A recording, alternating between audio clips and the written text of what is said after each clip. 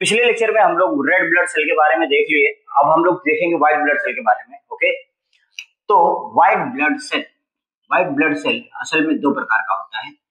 एक को कहते हैं अग्रेनुलोसाइट, बताऊंगा किस आधार पर मैंने बांटा इनको, और एक को कहा जाता है ग्रेनुलोसाइट।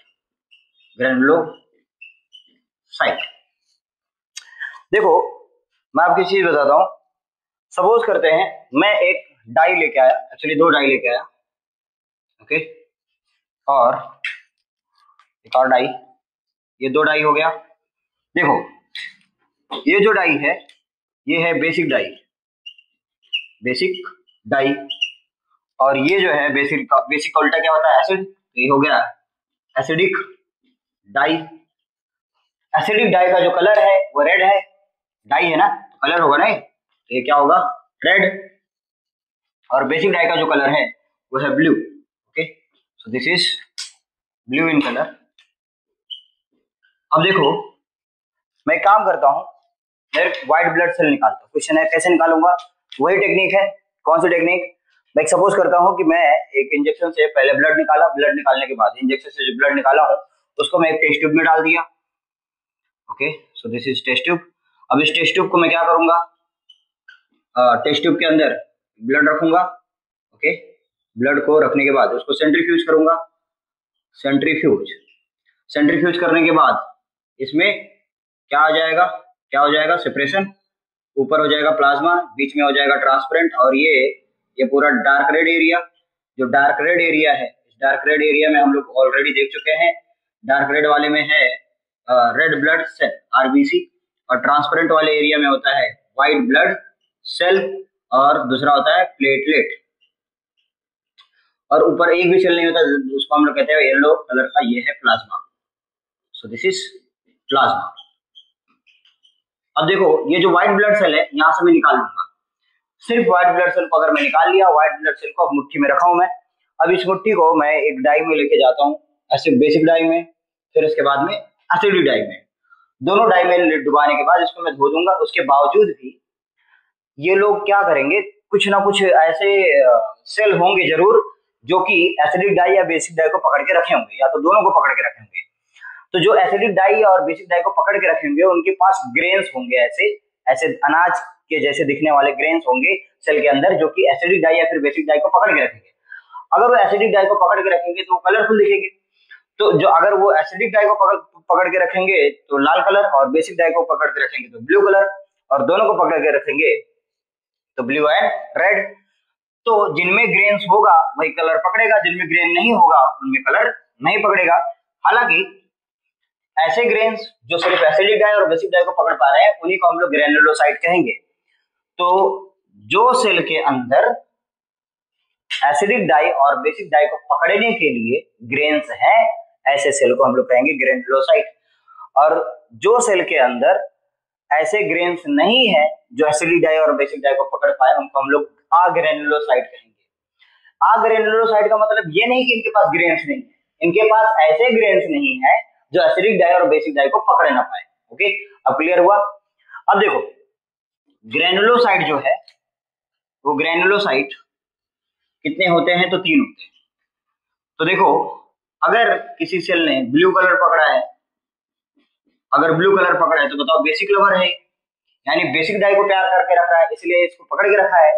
तो बायोलॉजी में PHIL फिल करके वर्ड आता है, या फिर PHILE फाइल होता है, तो इसका मतलब होता है लवर।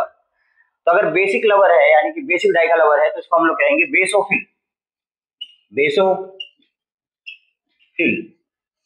और एक ऐसा सेल है जिसके अंदर वो क्या पकड़ के रखा है, तो एसिडिक डाई को, और अगर एसिडिक डाई को पकड़ के रखा है तो इसका नाम क्या पड़ जाएगा बताओ, एसिडोफिल।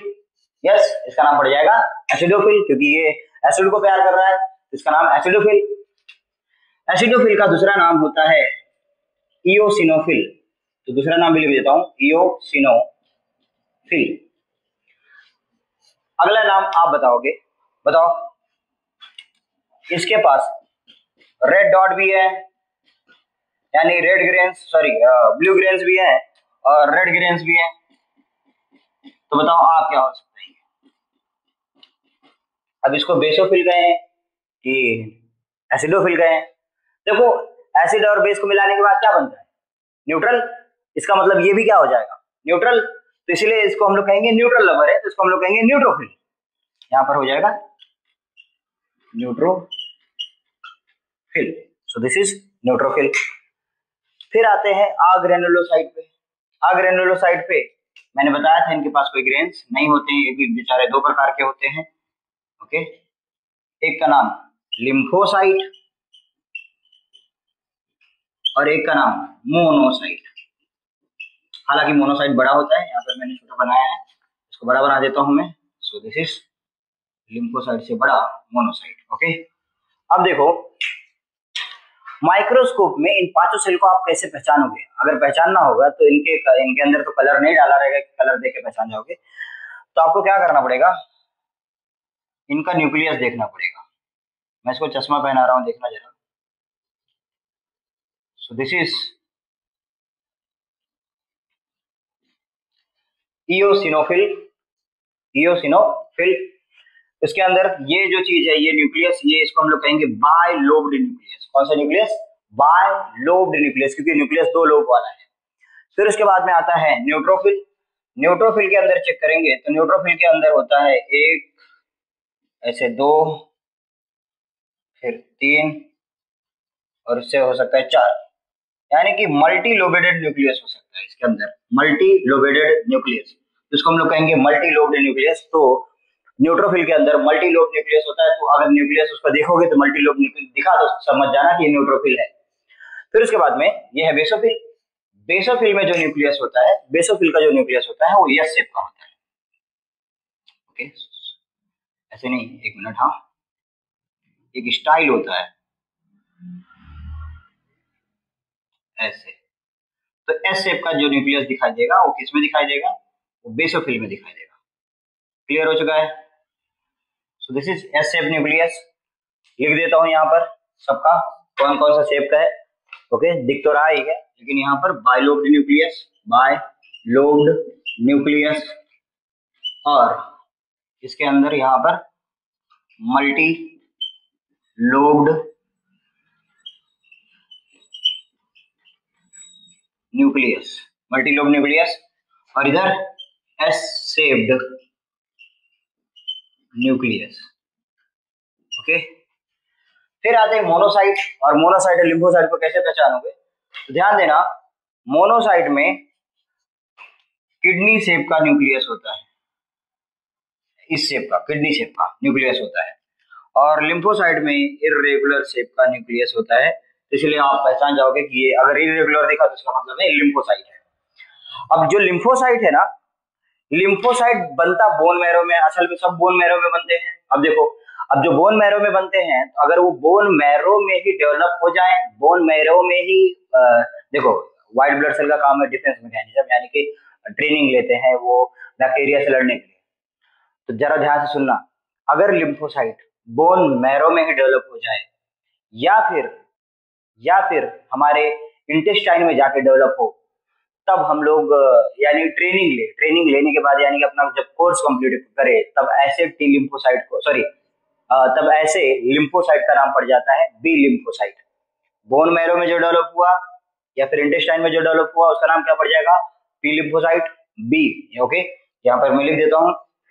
तो लिम्फोसाइट जो बोन मैरो में डेवलप होगा उसका नाम बी लिम्फोसाइट, बी लिम्फोसाइट। और जो एक स्पेशल जगह है थाइमस, यहाँ पर हार्ट के ऊपर जो थाइमस जो ग्लैंड है, इस ग्लैंड में एक हार्मोन निकलता है, थाइमोसिन हार्मोन। और जब लिम्फोसाइट बोन मैरो से निकल के यहाँ पर आ जाए और यहाँ पर ट्रेनिंग ले, यहाँ पर वो सारे बैक्टीरिया के खिलाफ जो हमारे बॉडी के बाहर हैं, उनके खिलाफ अगर ये ट्रेनिंग ले रहा है मारने के लिए, तो उसका नाम पड़ जाएगा टी लिम्फोसाइट। ओके, तो यहाँ पर आ जाएगा ये टी लिम्फोसाइट। ओके, ये रहा कुछ types of WBC, white blood cell. White blood cell का दूसरा नाम ल्यूकोसाइट, ल्यूकोसाइट। ओके, मैं थोड़ा साइड हो जाता हूं, आप लोग इसको नोट डाउन कर लीजिए। ओके।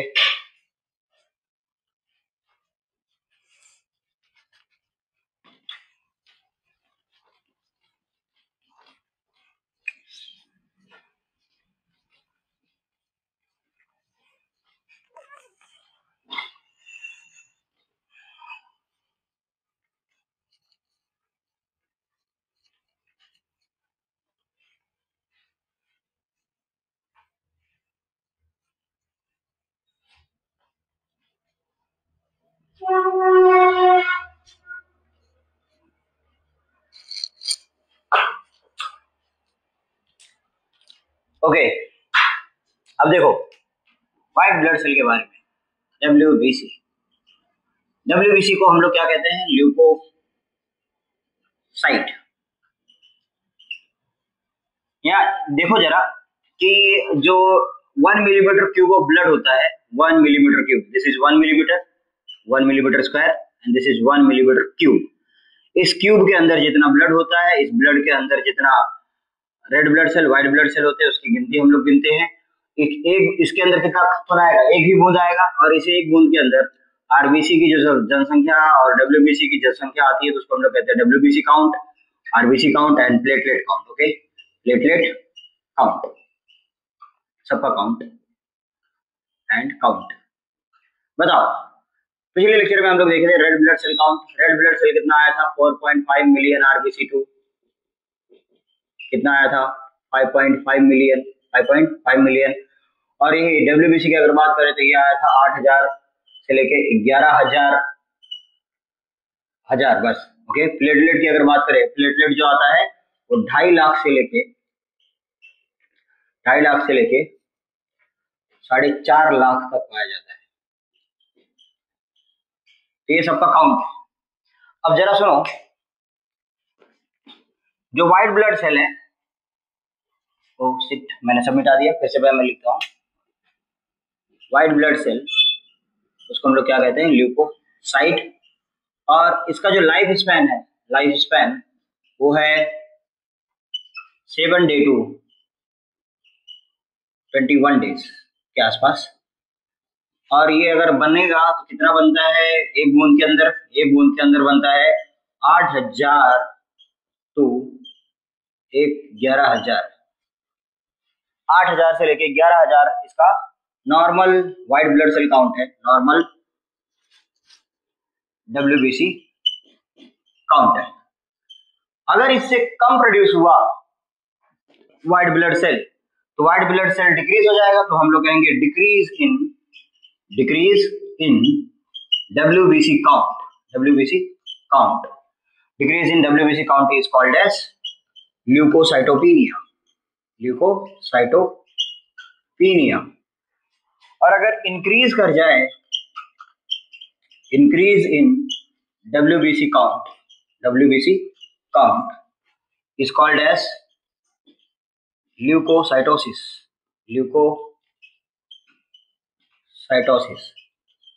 और अगर यही अनकंट्रोल्ड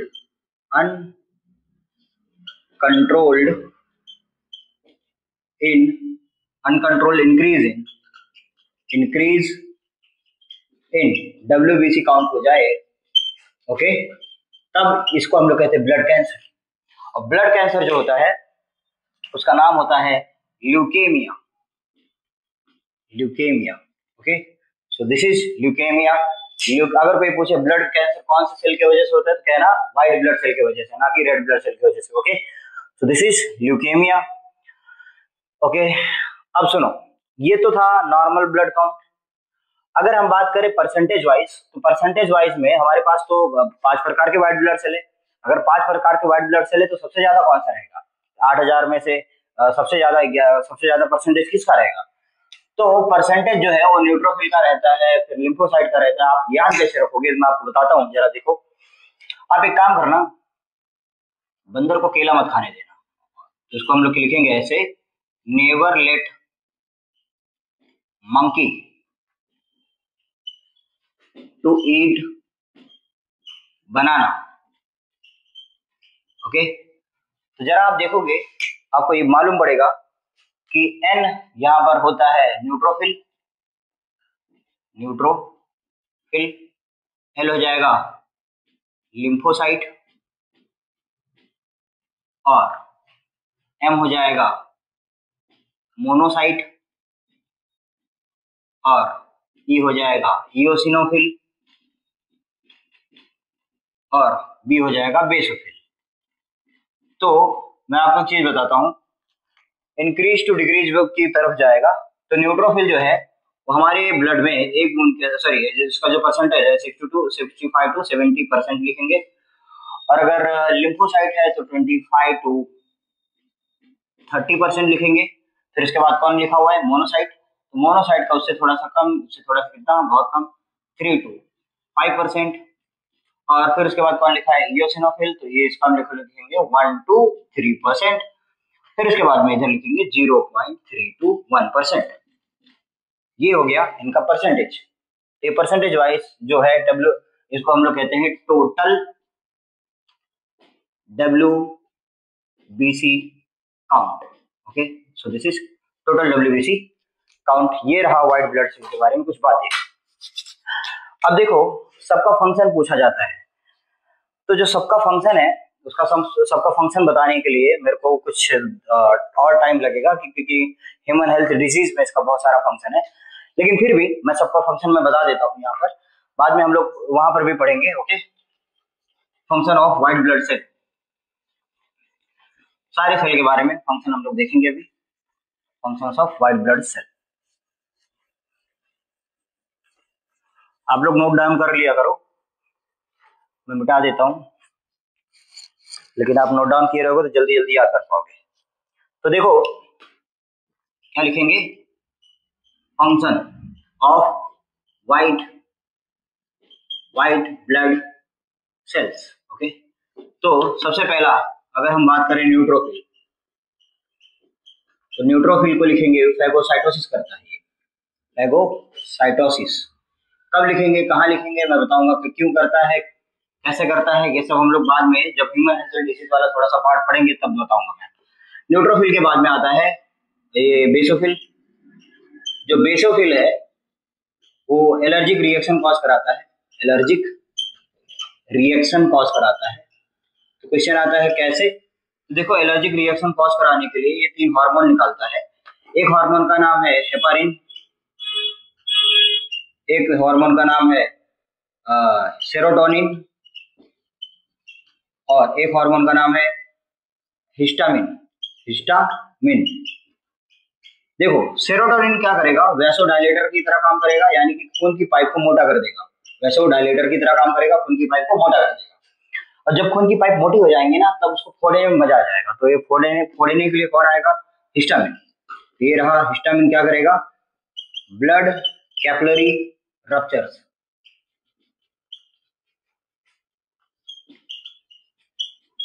ब्लड कैपिलरी को रप्चर कर देगा। और हेपारिन की बात करें, हेपारिन वहां क्यों गया, देखो हेपारिन को हम लोग कहते हैं एंटीकोगुलेंट। यस, ये एंटीकोगुलेंट है अभी भी।